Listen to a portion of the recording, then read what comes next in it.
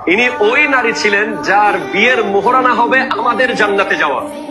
আল্লাহ রাব্বুল আলামিন যখন রূহ জগৎ ওনাকে জিজ্ঞেস করেছেন, ফাতেমা তোমার বিয়ের মোহরানা কি দেব, তখন উনি বাকি রেখে দিয়েছিলেন, বলে আমি সময় হলে বলবো।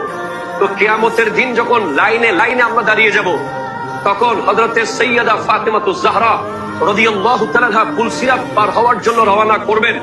তখন একটা আওয়াজ আসবে, ইয়া আহলাল জামে গুদ্দু আবসারাকুম হাত্তা তামুররা ফাতেমাতু বিনতে রাসূলিল্লাহ।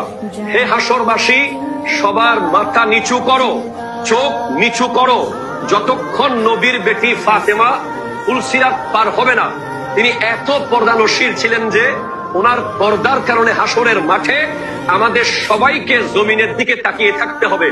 উনি হেঁটে যাবেন, যাওয়ার পর উনি যখন পুলসিরাতে পা রাখবেন, তখন উনি পিছনে দেখবেন যে ওনার আব্বার উম্মতরা নফসি নফসি করছে।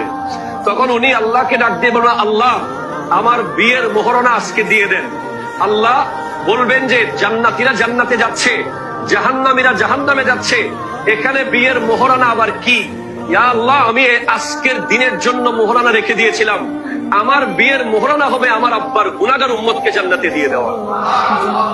সেই ফাতেমাতুজ জাহরা রাদিয়াল্লাহু তাআলা আনহা গোটা নারী সমাজের আইডল। গোটা বিশ্বের জন্য একজন যথেষ্ট, আমার নারী, আমাদের মা বোনদের জন্য।